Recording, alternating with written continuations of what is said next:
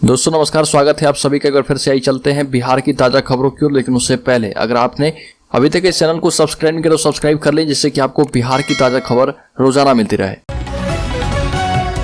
पहली खबर, लालू यादव और मीसा भारती से भी पूछताछ करेगी सीबीआई। लालू परिवार को मिला प्रियंका गांधी का समर्थन, कहा कि उनके परिवार को बरसों से प्रताड़ित किया जा रहा। नौकरी के बदले जमीन मामले में CBI RJD supremo Lalu Prasad Yadav और उनकी बड़ी बेटी राज्यसभा सदस्य मीसा भारती से पूछताछ कर सकती है और यह पूछताछ मीसा भारती के दिल्ली स्थित आवास पर हो सकती है। सीबीआई ने पूर्व मुख्यमंत्री राबड़ी देवी से उनके पटना स्थित सरकारी आवास 10 सर्कुलर रोड पर पूछताछ की थी। आजकल पटना जंक्शन से मोबाइल कंपनी के मैनेजर का अपहरण व्हाट्सएप कर किडनैपर्स ने कहा कि 2 दिन में 25 लाख भेजो। दानापुर मंडल के पटना जंक्शन से एक प्रतिष्ठित मोबाइल कंपनी के सीनियर मैनेजर का अपहरण हो गया। अपहरण का मामला दर्ज कराने पहुंचे परिजनों को 48 घंटे तक इधर उधर दौड़ाया गया। देर रात को रेल पुलिस की ओर से अपहरण के बजाय गुमशुदगी का मामला दर्ज किया गया। आनन फानन में टीम गठित कर बरामदगी की कार्रवाई शुरू कर दी गई है। वहीं परिवार को फिरौती के लिए मैसेज मिला है, जिसके बाद सभी दहशत में है। रेल पुलिस की ओर से पटना जंक्शन का सीसीटीवी कैमरा खंगाला जा रहा। राज्य के दरभंगा जिले में दरभंगा एम्स के लिए 150 एकड़ जमीन किया गया चिन्हित। राज्य कैबिनेट ने दे दी है मंजूरी। नेपाल के लोग भी करा पाएंगे इलाज। दरभंगा एम्स के लिए 150 एकड़ भूमि केंद्र सरकार को देने पर राज्य कैबिनेट ने मंजूरी दे दी है। दरभंगा के बलिया मौजा में 21 शोभन बाईपास के किनारे 150 एकड़ जमीन चिन्हित किया गया है और यह भूमि आमस दरभंगा 4 लेन से महज 5 किलोमीटर की दूरी पर है। आपको बता दें कि जमीन अधिग्रहण की प्रक्रिया शुरू कर दी गई है।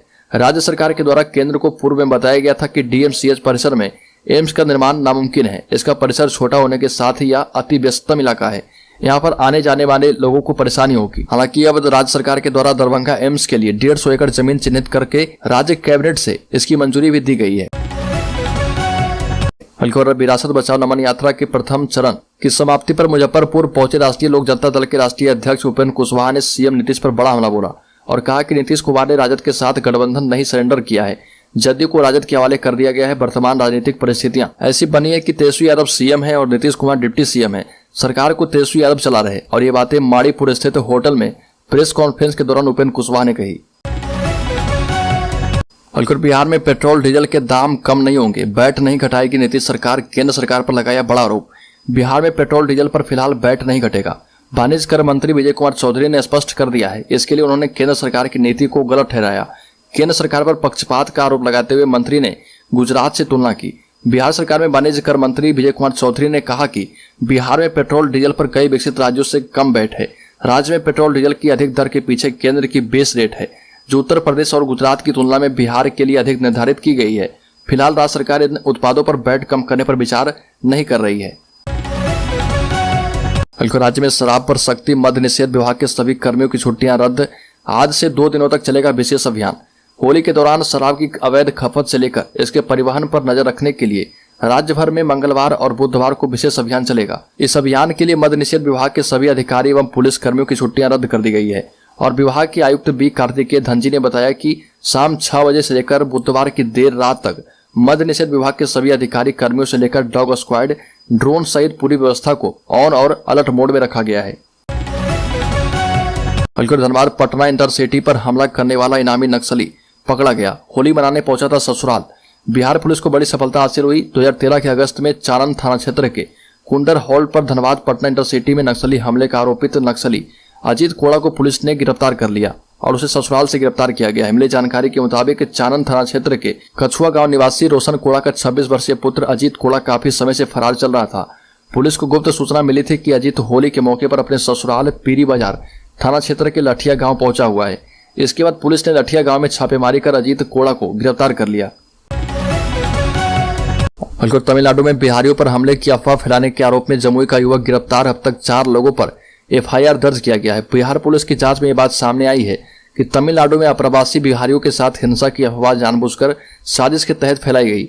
इंटरनेट मीडिया पर सुनियोजित तरीके से भ्रामक और भड़काने वाले फोटो, वीडियो और मैसेज आदि डालकर लोगों के बीच भय का माहौल पैदा किया गया, जिससे विधि व्यवस्था की समस्या उत्पन्न होने की संभावना है। पुलिस मुख्यालय के मुताबिक आपत्तिजनक पोस्ट करने के मामले में 4 लोगों पर प्राथमिकी दर्ज की गई है। इसमें जमुई के अमन कुमार, यूट्यूब पर पोर्टल चलाने वाले मनीष कश्यप एवं राकेश तिवारी के साथ ट्विटर यूजर युवराज सिंह राजपूत शामिल है। पुलिस ने त्वरित कार्रवाई करते हुए जमुई से अमन कुमार को गिरफ्तार कर लिया है। तमिलनाडु में प्रवासी मजदूरों से मिले बिहार सरकार के अधिकारी ने कहा कि वायरल वीडियो फर्जी है बाला मुरुगन ने कहा कि इन फर्जी वीडियो की वजह से लोग थोड़ा घबरा गए थे, लेकिन अब तमिलनाडु पुलिस और अन्य स्रोतों से साफ हो गया कि ये संदेश और वीडियो फर्जी थे। तमिलनाडु में बिहार के प्रवासी मजदूरों पर हमले की खबर फर्जी निकली है। दरअसल बिहार सरकार के अधिकारी तमिलनाडु गए थे और वहां पर उन्होंने बिहार के मजदूरों की बात की और उन्हें समझाया कि वायरल वीडियो फर्जी है। अधिकारियों का कहना है कि फिलहाल हालात सामान्य है। बिहार सरकार के अधिकारी बाला मुरुगन और संतोष कुमार तमिलनाडु सरकार के अधिकारियों से बातचीत के लिए चेन्नई गए थे।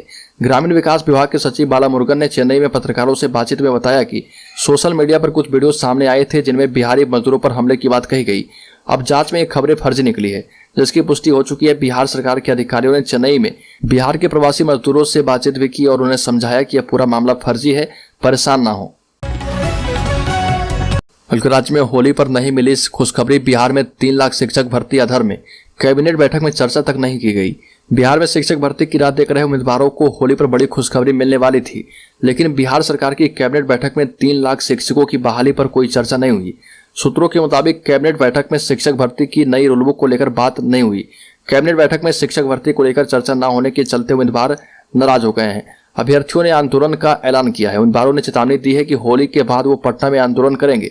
दरअसल अभ्यर्थियों को शिक्षक भर्ती की नई रूलबुक पर मुहर लगने की काफी उम्मीदें थी, जबकि सभी विभागों की इस पर सहमति मिल गई है। इसके बावजूद इसमें देर हो रही है। नई शिक्षक बहाली नीति लागू होने के बाद जिले स्तर पर सिर्फ एक ही नियोजन इकाई होती है।